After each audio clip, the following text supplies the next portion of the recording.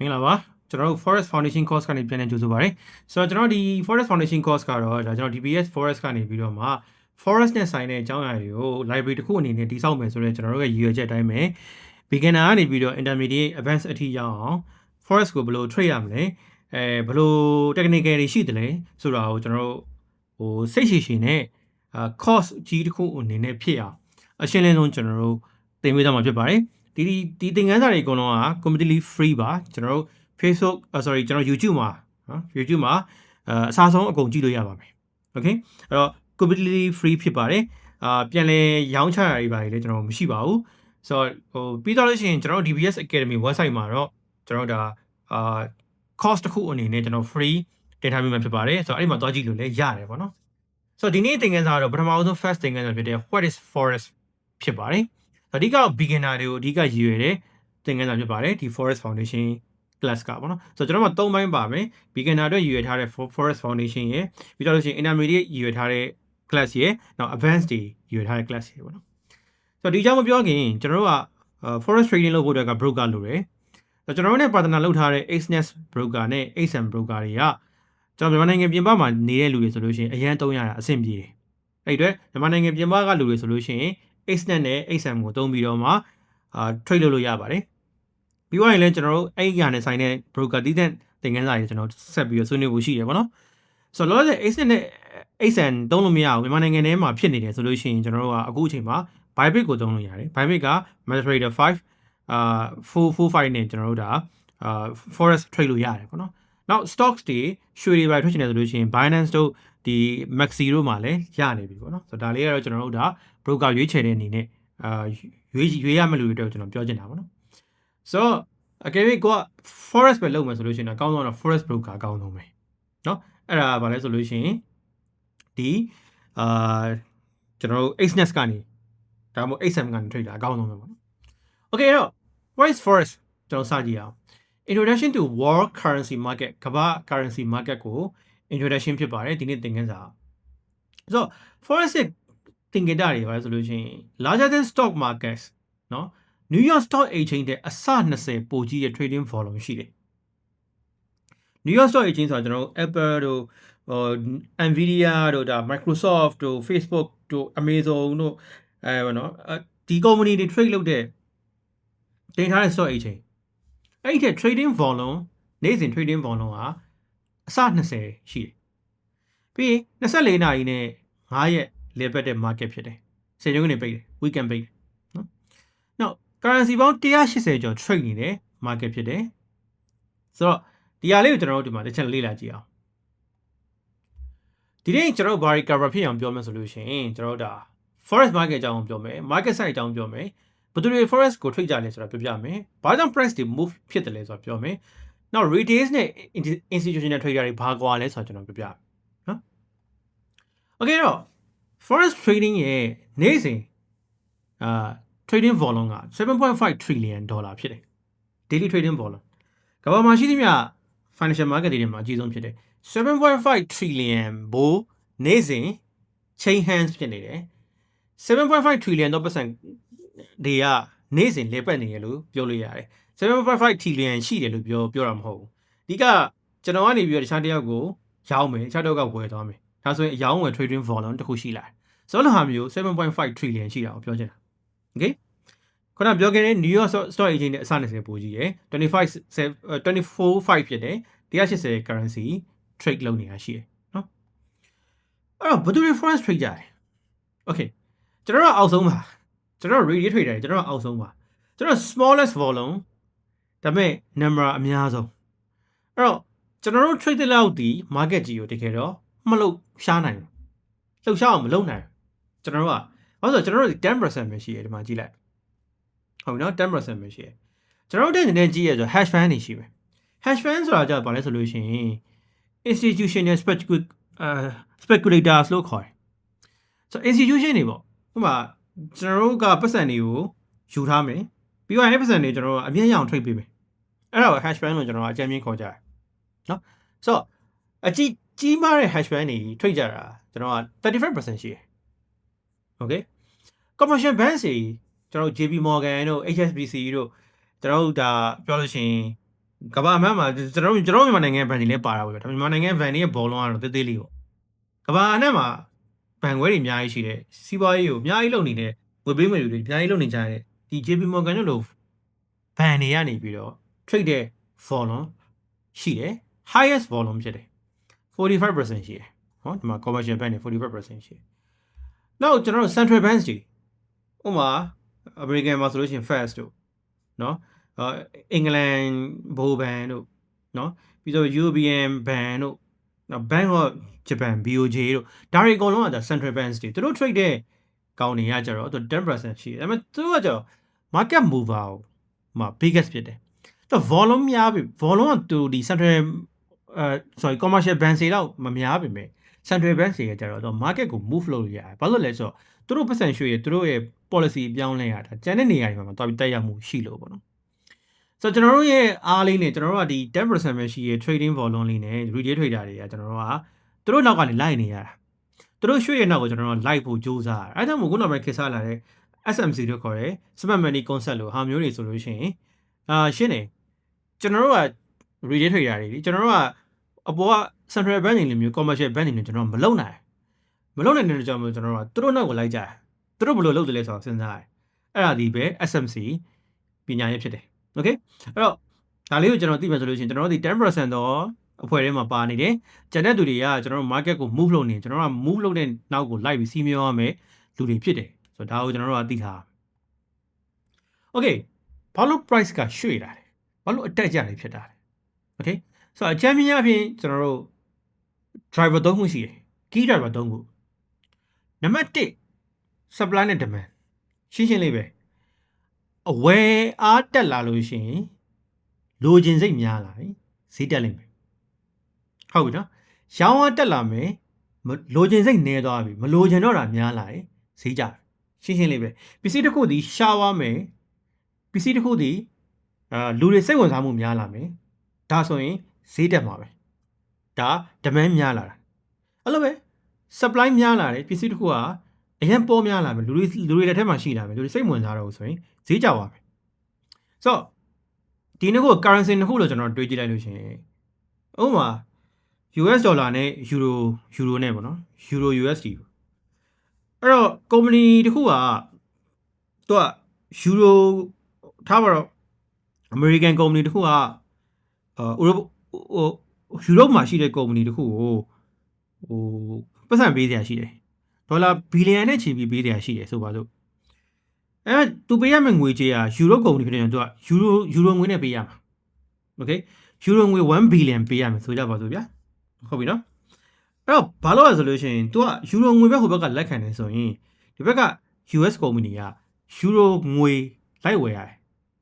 ဟိုဘက်ကိုပေးဖို့အတွက်လေအဲ့တော့အဲ့လိုလိုက်ဝယ်တဲ့အတွက်ကြောင့်မလို့ euro ငွေ demand ဖြစ်လာတယ် euro 1 billion ဝယ်ကြမှာတယ်ဆိုတော့ order ကြီးရောက်လာတဲ့အချိန်မှာ euro ငွေကရှားသွားလိမ့်မယ်အဲ့ဒီ company အကုန်ယူသွားမှာ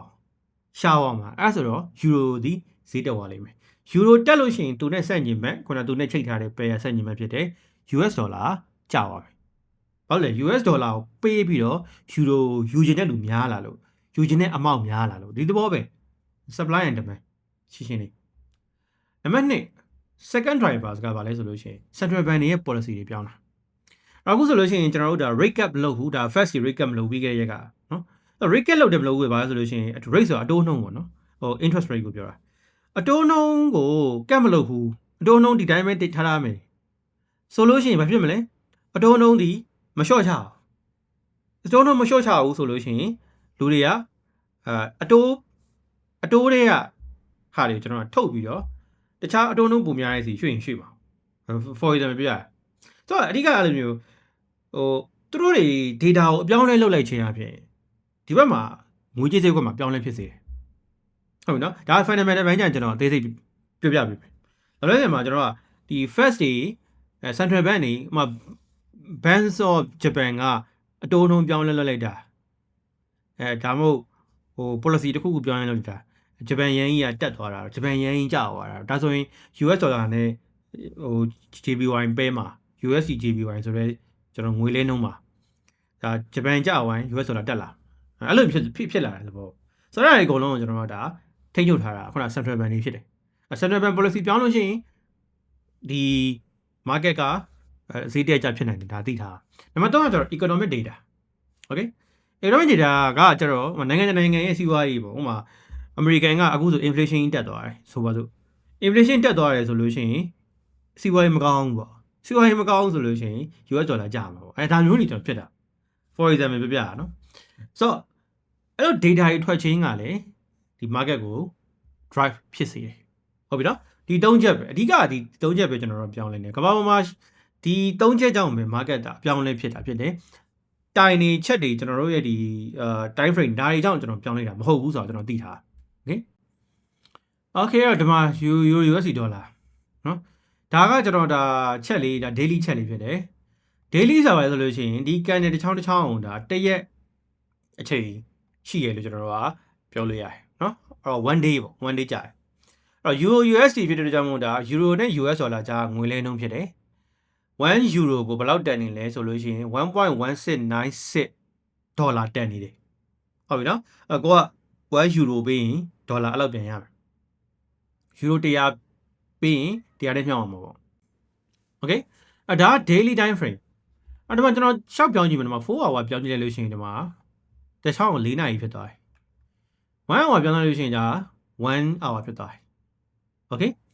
အဲ့ဒီချက်ထဲမှာကျွန်တော်ဒါ XAZY AZ ဆိုရှိမယ်ဒီဘက်ကဒီအပေါ်အောက်သွားတဲ့ဟာဒါတန်မိုးဖြစ်တယ်အဲ့တော့ဒီမှာဆိုလို့ရှိရင် 1.69 ကနေ7ကနေပြီးတော့အပေါ်တက်လိုက်လို့ရှိရင် 1.17 တို့ 1.18 ဖြစ်ကုန်ဟုတ်လားဒါဒီယူရိုတက်သွားပြီးတော့ US ဒေါ်လာကျလာတဲ့အခြေအနေမျိုးမှာ1 ယူရိုကို US ဒေါ်လာပို့ပေးလာရတဲ့အဓိပ္ပာယ်ဟုတ်ပြီနော်ဒီဘက်ကနေဒီဘက်ကိုသွားလို့ရှိရင်ဒါ XAZ ဒီလိုသွားလို့ရှိရင်ဒါ time အချိန်ဖြစ်တယ်အဲ့ဒီမှာဆိုလို့ရှိရင်ဒါအခုမေလပြီးသွားရင် June July August အဲ့လိုမျိုးသွားတာဟုတ်ပြီနော်အဲ့ဒီမှာအရှိကိုကြည့်လိုက်မယ်ဆိုလို့ရှိရင်အရှိကိုကြည့်လိုက်မယ်ဆိုလို့ရှိရင်ဒါဒီမှာကျွန်တော် market ကဘေးတိုက်သွားနေတဲ့အနေအထားမှာရှိတယ် price ဒီမှာဆိုဒီမှာဒီ period ထဲမှာထိဆုံးရောက်ခဲ့တာဒါ 1.2 ကျော်ထိရောက်ခဲ့တယ်ရမ်းကြခဲ့တဲ့ချိန်တော့ 1.14 ထိကြခဲ့တယ်ဒါလေးကျွန်တော်တို့ကကြည့်ပြီးတော့ချက်ပေါ်ကနေကြည့်ပြီးကျွန်တော်တို့ကmarket နောက်ကို follow လုပ်ရတာဟုတ်ပြီနော်ဒါ Euro USD ကျွန်တော်ဒါပြပေးရโอเคတော့ကျွန်တော်တို့ဒီခုန big players ဒီ institutional trader တွေနဲ့ကျွန်တော်တို့နဲ့ဘာကွာလဲပေါ့နော်ကျွန်တော်တို့ retail trader တွေကကျွန်တော်တို့ capital က100နေပြီး1000လောက်ထိပဲရှိနိုင်တယ်ဒီတဲ့ပုံများတဲ့ retail trader တွေလည်းရှိပါလိမ့်မယ် retail ဒေါ်လာ million နဲ့ချီပြီး trade တဲ့လူတွေ billion နဲ့ချီပြီး trade တဲ့ level အထိရောက်နေတဲ့လူတွေလည်းရှိလိမ့်မယ်ဒါပေမဲ့အများစုကကျွန်တော်တို့ကငွေပေါက်နေကြလိမ့်မယ်ခုနောက်ပိုင်း funded တွေပါတွေပေါ်လာတယ်ဆိုမှ funded ကလည်းတကယ်ပတ်စံအစစ်ဟုတ်ချင်မှဟုတ်တယ်သူတို့ကကျွန်တော်တို့ရဲ့ data ကိုယူတာမျိုးပို့ပြီးတော့များတာပေါ့နော်အဲ့တော့ထားတော့ဒေါ်လာ100နဲ့3သိန်း1000ကြားပေါ့နော်ဒီထက်ပိုများရင်များမယ်ဒါပေမဲ့အဲ့ထဲမှာတော့အဲ့လောက်ပဲအများစုထည့်ပြီးတော့ trade ကြတာများတယ်ပေါ့နော် capital ဟိုဘက်က institution ကကျွန်တော်တို့10 million တို့1 billion တို့ပါတော့ထိသွားတာတော်များတယ် okay နောက် leverage အနေနဲ့ဆိုလို့ရှိရင်တေချိုး100တို့ကနေပြီးတော့တေချိုး2000လောက်အထိရှိနိုင်တယ်တေချိုး100တေချိုး200 leverage ကဘာလဲဆိုလို့ရှိရင်ကျွန်တော် position ဖွင့်တာပေါ့ဆိုတော့one position ကိုကျွန်တော်ကဆိုပါစို့